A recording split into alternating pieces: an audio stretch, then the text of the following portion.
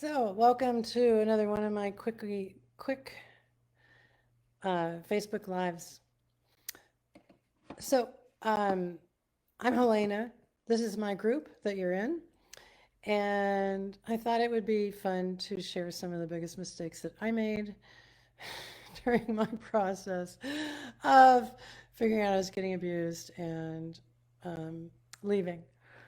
I'm doing this because I want you to learn from the disasters that I went through in the hopes that you won't have to repeat the mistakes I made.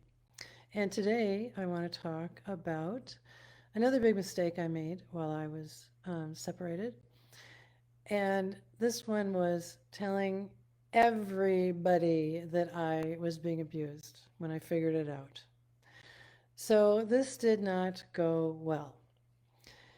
Um, So when I was, realizing that I was being abused and going through the incredibly agonizing process of deciding to separate, and then of course the agonizing process of separating, and then of course, facing that he was never going to change, and then the agonizing process of getting a divorce, I was a complete wreck.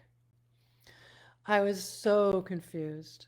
I was dealing with really strong cognitive dissonance. I was vacillating between being sure it was him and then thinking it was me and just so confused. And I was desperately looking for some solid, unmovable rock to stand on. Well, I unfortunately, fortunately, I realized that, unfortunately, at the time that I was like trying desperately to find this immovable rock to stand on, I was trying to find it outside of myself and of my own experiences and my own truth because I was in such self doubt and self mistrust after 20 years of abuse.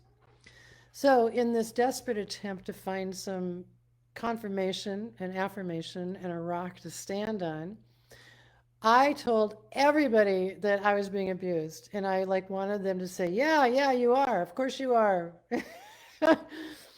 So, I mean, this is how bad it got. We decided to sell the duplex that we were living in during the separation, and I even told my realtor that he was an abuser and he shouldn't trust him. And, I mean, we never got together, all three of us. The realtor would meet with me and then would meet with him separately because I did have good boundaries. And it was insane. It was insane that I was talking to my realtor about this. I mean, seriously, who does that? Well, I did that. So, my realtor was a Christian, and I was so naive that I thought he would understand and that he would believe me because I was telling the truth. Oh my goodness. He didn't believe me. He thought I was completely unstable. And it really made me feel unsafe around him.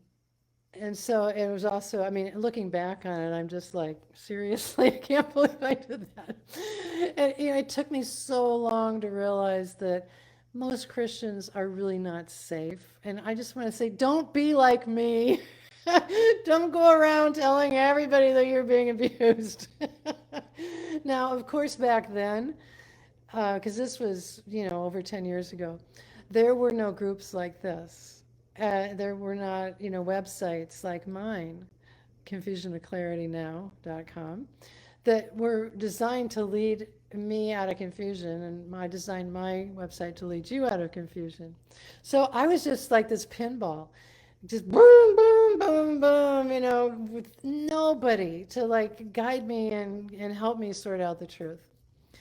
I was reading the books and stuff, but my abuser was very, very, very covert, and he didn't match a lot of those descriptions. So that kept me confused for a long time until I found Dr. George Simon's book, In Sheep's Clothing. But even after I read that, I was trying to explain to everybody, including my realtor, what covert abuse was. So, okay. um, I was, okay, so why was I that way?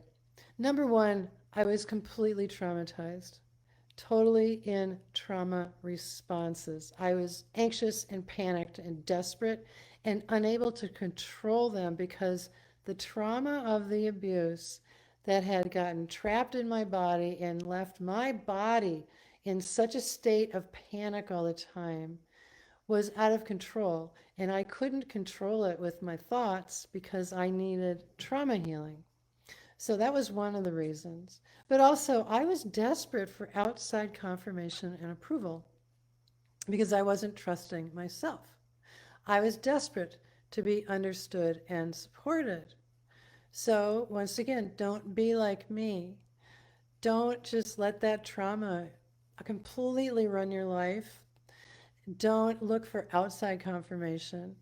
Or, of course, there's a time when we need that, of course, when we're trying to figure out if we're being abused. And that's why I created this group and my website.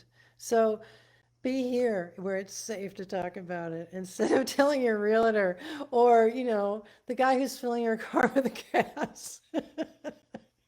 Don't be like me, please. So, what changed for me? Well, it was when I started to believe myself that this started to change. And it's been 10 years now. And I don't care at all if anybody believes me and my story. I could give a rip if somebody believes me because I know it's true. And I know that God knows it's true. And that's all I need. And I know you know it's true. And so we have each other.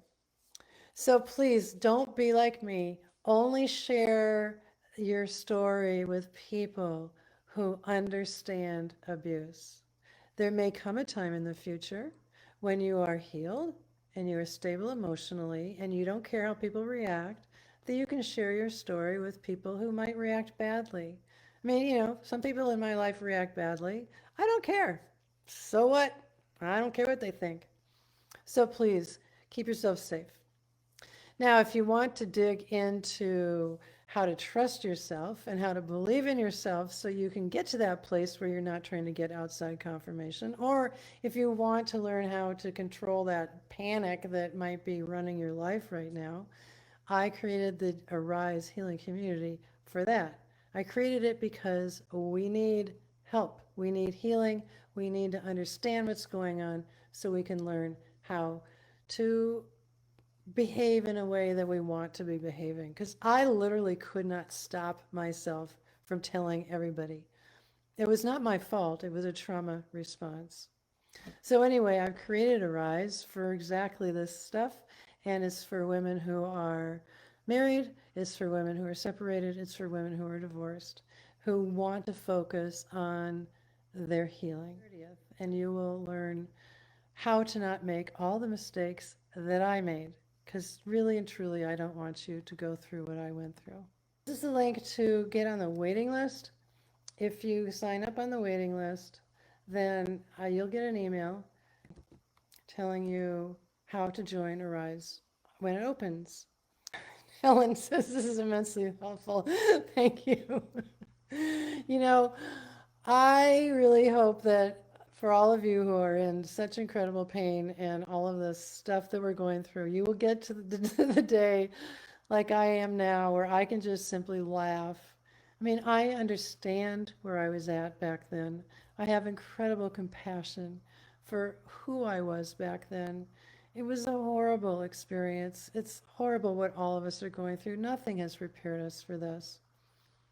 And we do talk a lot about self-compassion in our eyes. That's kind of one of my themes. So I can laugh at who I was back then, but also I have tremendous self-compassion for where I was back then, who I was back then.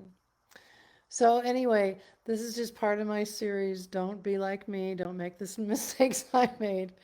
And so I'm going to end it right here. And I will be back tomorrow to talk about another mistake I made, which was the terrible advice that I got from my Christian friends during my separation and divorce, and how that advice almost derailed me sometimes, and why you should not take advice from Christians who do not understand abuse.